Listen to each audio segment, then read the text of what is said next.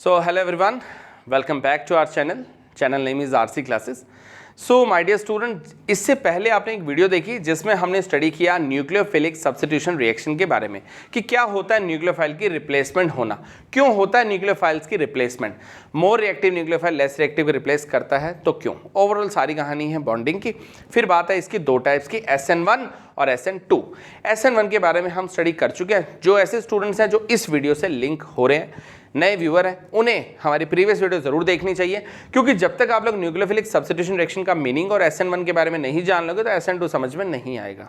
अभी के लिए हम प्रोसीड भी करने वाले हैं तो SN1 के ही कुछ एडिशनल क्वेश्चन से करेंगे, जिसका कंक्लूजन ये था कि जितने ज्यादा R पार्ट अटैच होता है कार्बन की चेन में, जितने ज्यादा एल्काइल ग्रुप अटैच होता है, उतनी SN1 रिएक्शन कैसी होती है, फास्टर होती है। यानी ये सारी कहानी बेस्ड है किस पर, कार्बोकैटायन की स्टेबिलिटी पर। अभी तो मैं इसको लिंक कर रहा हूं किसके साथ, शॉर्ट पॉइंट के साथ, राइट। मैंने एक कंपाउंड लिया इस तरीके से, यहां एक और हेलोएल्केन है, done. This is your A compound and B compound. तो हमारा क्वेश्चन यहां से राइज हुआ कि which one is reacting more faster, which one is reacting more faster towards SN1 reactivity या डिस्प्लेसमेंट। इनमें से कहाँ SN1 की रिएक्शन फास्ट होगी।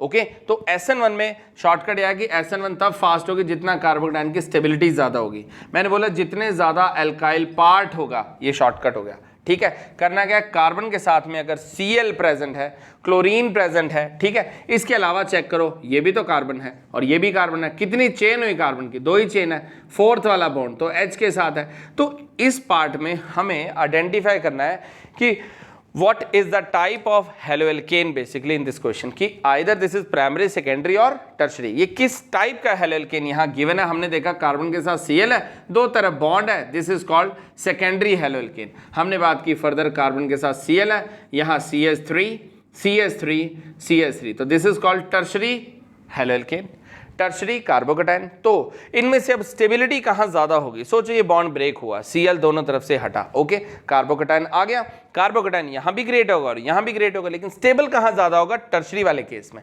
क्यों टर्शरी में ज्यादा स्टेबल होगा, क्योंकि इस साइड में electron provider species triple attached है, in this case double species are attached. Okay, तो कार्बोकैटायन की स्टेबिलिटी जहां ज्यादा होगी वहीं SN1 रिएक्शन भी फास्टर होगी। डन है जी। तो सारा खेल है यहाँ स्टेबिलिटी ऑफ द कार्बोकैटायंस का। तो ये था SN1 का एक example based question, right. Still यही कहूंगा कि जो बच्चे अब जुड़े हैं इस वीडियो से वो लोग SN2 का कॉन्सेप्ट पूरी तरह पढ़ेंगे, लेकिन SN1 के बिना SN2 नहीं आएगा। इसलिए प्रीवियस वीडियो भी जरूर आप लोगों को देखनी है, स्टार्टिंग से उसे पढ़ना है। SN1 की वीडियो के बाद SN2 की चेन प्रोसीड होगी। ओके, अभी हम पढ़ते हैं SN2 रिएक्शन क्या है। देखिए जी, फुल फॉर्म की अगर हम बात करें तो SN2 क्या होता है। SN2 का मतलब है जहां बाई मॉलिक्यूलर है, मतलब रिएक्शन की शुरुआत में ही दो दो कंपोनेंट है, डबल कंपाउंड्स पर बेस्ड होगी रिएक्शन। ओके, तो केस 2 से हम प्रोसीड कर रहे हैं। SN2 रिएक्शन मैंने बताया फुल फॉर्म होगी जी bimolecular nucleophilic substitution reaction, ठीक है। तो अब कार्बन के साथ R और R, मैंने केस लिया वही जहां हेलोएल्केन है, ट्रिपल वाला केस है। यहां मैंने इसको बोला ये टर्शरी हेलोएल्केन गिवन है। टर्शरी हेलोएल्केन क्यों कह रहे हैं, कार्बन के साथ हैलाइड पार्ट है, 3 टाइम्स R है। स्टार्टिंग में ही हमें बेस दिया हुआ जैसे OH negative, this is your step number 1 and this is what, a faster step. ये एक फास्ट स्टेप है, स्टेप नंबर 1 है, राइट। तो मेन कहानी यही तो है ना। देखो SN1 SN2 में डिफरेंस भी तो यही है कि जहां हम SN2 की बात करें तो शुरुआत में ही OH नेगेटिव है, जबकि SN1 में ऐसा नहीं था, शुरुआत में OH नहीं प्रेजेंट था, वो था SN1, अभी है SN2। यहाँ स्टार्टिंग में दूसरा कंपोनेंट है, तभी तो बाईमॉलिक्यूलर बोला, क्योंकि रिएक्शन की शुरुआत में ही दो दो तरह के कंपोनेंट है, first one and second one. Okay, तो ये न्यूक्लियोफाइल पहले से प्रेजेंट है, ये इसको लगातार अप्रोच किए जा रहा है कार्बन को बॉन्डिंग करने के लिए। रीजन कि कार्बन की हैलोजन से बॉन्डिंग स्ट्रांग नहीं है, कार्बन की O के साथ बॉन्डिंग स्टिल स्ट्रांग होगी। ओके जी, तो क्या होगा इस केस में, हमने देखा कार्बन के साथ बॉन्डिंग होनी है, रिप्लेसमेंट होना है, बॉन्ड वीक होना स्टार्ट हुआ X का और नए बॉन्ड की फॉर्मेशन हुई, दैट इज OH नेगेटिव होने की कोशिश। अभी डॉटेड लाइन है, मैंने इंटरमीडिएट वाली कंडीशन शेयर की है। फाइनली क्या होगा, हीट जा रही है और कार्बन के साथ 1 R 2 R और 3 R इसके साथ OH, नया न्यूक्लियोफाइल लिंक हुआ।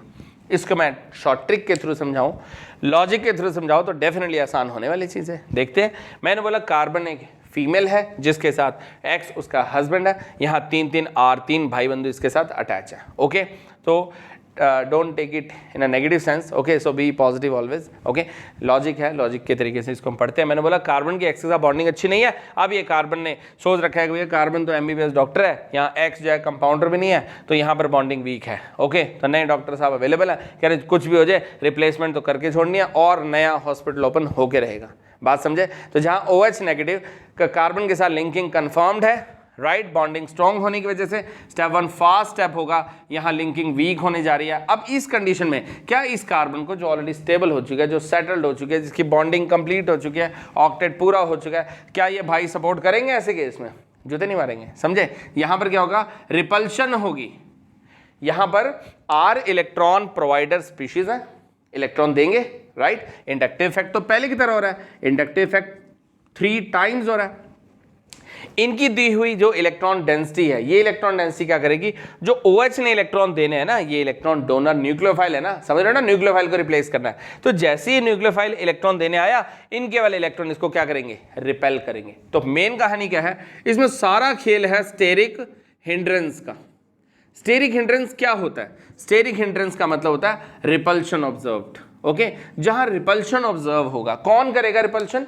ये 3R, मैंने बोला 3 भाई बंधु, यहाँ X तो चलो यहाँ बॉन्डिंग वीक है, लेकिन न्यूक्लियोफाइल जब इलेक्ट्रॉन देने आया कार्बन को, तो इस केस में क्या होगा, रिपल्शन होगी। बात समझ रहे हो? ट्रिपल अल्काइल पार्ट OH को धकेलेंगे, इनके इलेक्ट्रॉन इसके आने वाले इलेक्ट्रॉन को रिपेल करेंगे, तो ऐसी बॉन्डिंग वीक हो रही है। SN1 में क्या था, R ज्यादा थे तो सपोर्ट करते थे, यहाँ R ज्यादा है तो रिपल्शन करेंगे, स्टेरिक हिंड्रेंस करेंगे। बात समझ में आ रही है? यानी जूते ज्यादा मारेंगे, पता लगा? तो यहां से R ज्यादा होने से क्या होगा, रिपल्शन के चांसेस ज्यादा, स्टेरिक हिंड्रेंस ज्यादा है। तो फिर जितनी ज्यादा स्टेरिक हिंड्रेंस है, उतना नए न्यूक्लियोफाइल के साथ रिप्लेसमेंट डिफिकल्ट होती जाएगी। तो मैंने बोला स्टेरिक हिंड्रेंस इंक्रीजेस, ओके, तो क्या हुआ, उतनी ही SN2 रिएक्शन कैसी हो जाएगी, SN2 डिस्प्लेसमेंट वर्ड भी यूज करते हैं, दैट बिकम्स स्लोअर। तो यहां SN2 रिएक्शन जाओ धीरे धीरे स्लो होती चली जाएगी। ओके, जैसे मैंने एक एग्जांपल दिया, इस केस में Cl है, हमें पूछा है विच one is reacting more faster towards what, towards SN2 displacement. Okay, इनमें से क्या है जो फास्ट रिएक्ट करेगा टुवर्ड्स SN2? अब खुद सोचो, ये कंपाउंड दिया हुआ है, इनमें से बस यही पता लगाना है कि जो हेलो एल्केन है वो प्राइमरी है, सेकेंडरी है कि टर्शरी है। यहाँ एक कार्बन है, Cl के अलावा एक ही बॉन्ड है, दिस इज प्राइमरी। कार्बन है, Cl के अलावा 3 टाइम्स बॉन्डिंग है, दिस इज कॉल्ड टर्शरी। समझ में आया? कार्बन है, Cl के अलावा एक ही बॉन्ड तो प्राइमरी, कार्बन है, Cl के अलावा 3 टाइम्स बॉन्डिंग है तो टर्शरी। तो इनमें से ज्यादा स्टेबिलिटी अगर कार्बोकटायन की होती तो SN1 कहते ना, अभी तो SN2 है। बात को समझो, SN1 होता तो सारा खेल है कार्बोकटायन की स्टेबिलिटी का, ओके, लेकिन SN2 आते ही सारा खेल होगा किसका, स्टेरिक हिंड्रेंस का। तो रिपल्शन कहां ज्यादा होगी, यहां हमने देखा प्राइमरी, यहां देखा टर्शरी, तो टर्शरी वाले केस में डेफिनेटली क्या होगा, रिपल्शन ज्यादा होगी। जब रिपल्शन ज्यादा तो रिएक्शन डेफिनेटली स्लो होने वाली है। तो इनमें से देखा हमने, ये A पार्ट है, B पार्ट है, कहां रिएक्शन स्लो होने जा रही है, हमने देखा B वाले पार्ट में रिएक्शन स्लो होगी, A वाले पार्ट में रिएक्शन फास्ट होगी। रीजन सिर्फ इतना सा, due to steric hindrance. Steric hindrance समझ में आया ना बच्चों, जहां रिपल्शन होगी। क्यों हो रही है रिपल्शन? क्योंकि इंडक्टिव इफेक्ट ज्यादा है। इंडक्टिव इफेक्ट ज्यादा होने से क्या होता है, प्लस I इफेक्ट होने से क्या होता है, इलेक्ट्रॉन डेंसिटी बढ़ती रहती है। Okay, this is actually called plus I effect. तो देख रहे हैं कैसे एक कॉन्सेप्ट दूसरे में यूज होता नजर आता है। तो हमने समझा यहाँ स्टेरिक हिंड्रेंस की वजह से जो न्यूक्लियोफाइल है उसको क्या करेंगे, रिपल्शन प्रोवाइड करेंगे। ओके, कुछ और एग्जाम्पल की ओर बढ़ते हैं। तो उम्मीद है यहां तक बात समझ में आ रही है कि हमारे बाइमॉलिक्यूलर क्यों बोला। देखो, न्यूक्लियोफिलिक सब्स्टिट्यूशन बोलते ही बात समझ में आ रही है, जहां एक न्यूक्लियोफाइल दूसरे न्यूक्लियोफाइल की जगह लेगा, और बाइमॉलिक्यूलर इसलिए क्योंकि शुरुआत में ही दो कंपोनेंट है। ओके, चलिए अब हम इससे आगे प्रोसीड करते हैं। कुछ और एग्जाम्पल मैं यहां दे रहा था जिसमें हम देखेंगे विच one is reacting more faster. ये MCQ की फॉर्म में भी बन सकता है। हमें पूछा गया विच वन इज रिएक्टिंग या least reactive which one is least reactive towards SN2 displacement. SN2 की तरफ लीस्ट रिएक्टिव डिस्प्लेसमेंट किसकी होगी? ओके, लीस्ट रिएक्टिव कब होगा? हमें कंपाउंड दिया है, हमें कहीं लिखा मिला फ्लोरो, कहीं लिखा मिला क्लोरो, इसी तरह कंपाउंड दिया गया ब्रोमो, ये प्रीवियस ईयर भी है, स्टाइल थोड़ा चेंज है बस। कभी वन वर्ड के हिसाब से आता था, विच one is reacting faster out of these two, कि दो में से एक बताओ कौन फास्ट है कौन स्लो है, ऐसे क्वेश्चन। अब ये MCQ में बन गया, तो इनमें से बता दीजिए लीस्ट रिएक्टिव, सबसे स्लो रिएक्शन कब होगी? सोचो, इनमें से इलेक्ट्रोनेगेटिव कौन ज़्यादा है? फ्लोरो, क्लोरो, ब्रोमो, राइडो में फ्लोरीन सबसे छोटा, उतना ही खोटा। बात समझ में आ रही है? सबसे छोटा एलिमेंट है तो न्यूक्लियस के नजदीक आएगा ना इलेक्ट्रॉन, तो अट्रैक्शन ज्यादा होगी। इलेक्ट्रोनेगेटिविटी किसकी ज्यादा है? Fluorine it has high electronegativity. अब ना कई बार ऐसे टेक्निकल वर्ड्स आते हैं, बच्चे उसी में चक्कर खा जाते हैं, यार इलेक्ट्रोनेगेटिव क्या है, यार इंडक्टिव क्या है, इलेक्ट्रॉन डेंसिटी क्या है, ऐसे ऐसे वर्ड्स में पजल नहीं होना, स्टेप बाय स्टेप चेन बनाते हैं। मैंने बोला फ्लोरीन, क्लोरीन, ब्रोमीन, आयोडीन में से फ्लोरीन जो है इसकी इलेक्ट्रोनेगेटिविटी क्या है? हाई है। क्यों है इलेक्ट्रोनेगेटिविटी हाई? अरे इलेक्ट्रोनेगेटिविटी होता क्या है? अट्रैक्शन। छोटा साइज है, न्यूक्लियस के पास आएगा इलेक्ट्रॉन तो क्या होगा? अट्रैक्शन ज्यादा होगी, क्योंकि न्यूक्लियस के अंदर प्रोटॉन है, इलेक्ट्रॉन को अट्रैक्ट करेगा, जितना छोटा साइज उतनी ज्यादा अट्रैक्शन, तो फ्लोरीन ज्यादा अट्रैक्ट करता है, दिस इज कॉल्ड इलेक्ट्रोनेगेटिविटी। तो फ्लोरीन ज्यादा अट्रैक्ट कर पा रहा है। फिर इसकी बॉन्डिंग यहां कार्बन के साथ स्टिल स्ट्रॉन्ग होगी। ओके, आयोडीन के केस में हमने देखा फ्लोरो, क्लोरो, ब्रोमो, आयोडो में से जो हमारा फ्लोरो, क्लोरो, ब्रोमो, आयोडो है, इनमें से सबसे बेस्ट लीविंग ग्रुप कौन सा? कौन खुद हटेगा?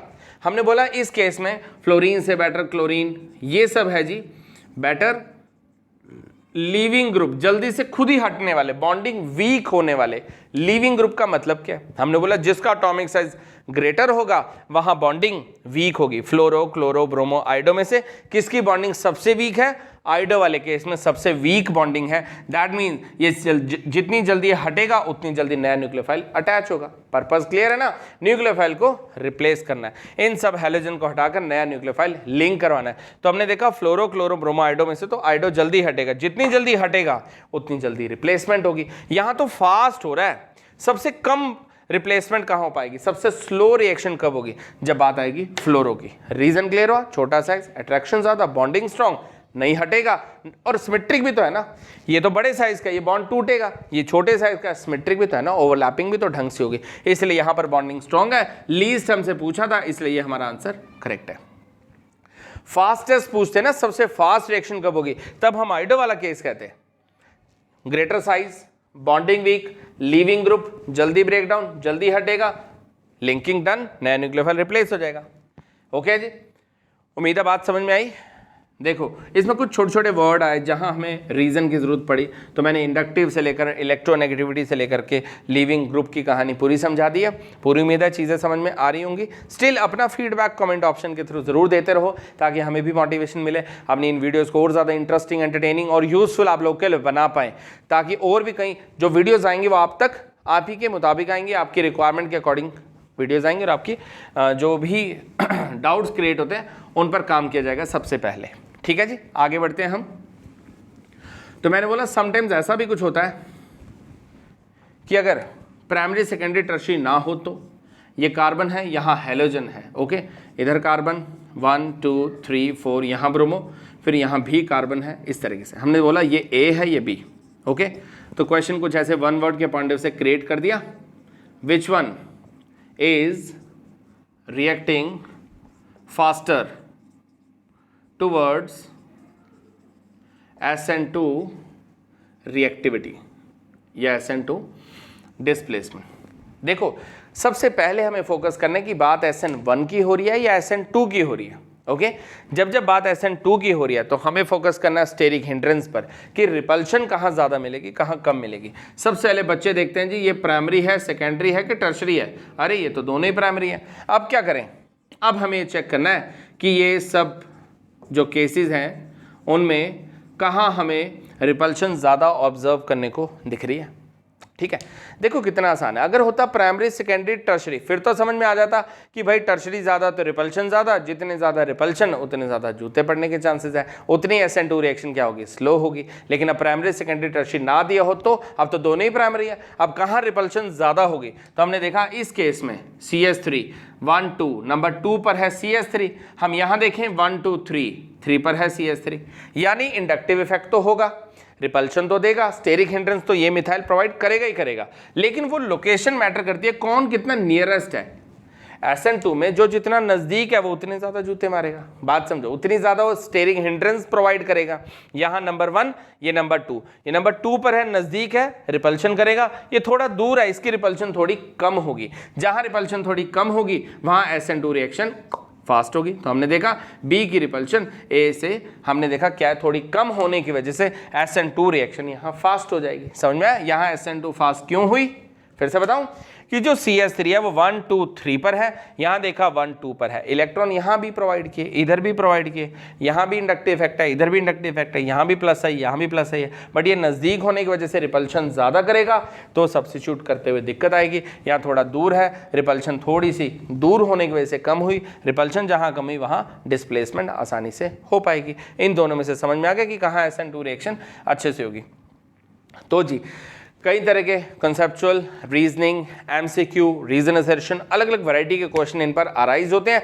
मोटी मोटी कहानी की अगर हम बात करें SN1 और SN2 की, दोनों वीडियोस को कंटिन्यूटी में देखने के बाद कंक्लूजन क्या बनता है कि जी SN1 और SN2 एक में एक मॉलिक्यूल पर रिएक्शन डिपेंड करती है, दूसरे में 2 मॉलिक्यूल पर डिपेंड करते हैं। 2 मॉलिक्यूल मतलब साथ में OH एडवांस में प्रेजेंट है हेलोल्केन के साथ। डन। फिर जहां मॉलिक्यूल 1 है वहां स्टेप 2 है, और जहां मॉलिक्यूल 2 है वहां स्टेप 1 है। SN1 में अगर R ज्यादा है, एल्काइल ग्रुप ज्यादा है, जितना ज्यादा R है उतना ज्यादा क्या होगा, कार्बोकैटायन की स्टेबिलिटी होगी। जितना स्टेबिलिटी ज्यादा उतना SN1 फास्ट, और इस केस में जितने R ज्यादा, एल्काइल ग्रुप ज्यादा, उतनी स्टेरिक हिंड्रेंस ज्यादा देंगे, जितनी ज्यादा रिपल्शन उतनी SN2 रिएक्शन स्लो होगी। तो ये था जी कंक्लूजन का पॉइंट। होपफुली SN1 SN2 जो कि बच्चों को अब से पहले टफ लगता था, इस वीडियो को देखने के बाद अब ये टॉपिक थोड़ा ईजी लगने लगा, थोड़ा अपनापन सा लगने लगा। फिर इस वीडियो को अच्छे से देखेंगे, साथ साथ क्वेश्चन प्रैक्टिस करेंगे, रेलेवेंट क्वेश्चन पर भी आपको काम करना पड़ेगा। ओके जी, इस वीडियो को लेकर के, हमारे किए हुए एफर्ट्स को लेकर के आप अपना फीडबैक जरूर दीजिए। कमेंट ऑप्शन के थ्रू किसी भी तरह का कोई डाउट हो तो आप डिस्कस कर सकते हैं, हम ट्राई करेंगे आपको as soon as possible answer देने की। So thanks for watching, thanks for subscribing our channel, please share our videos, thanks a lot.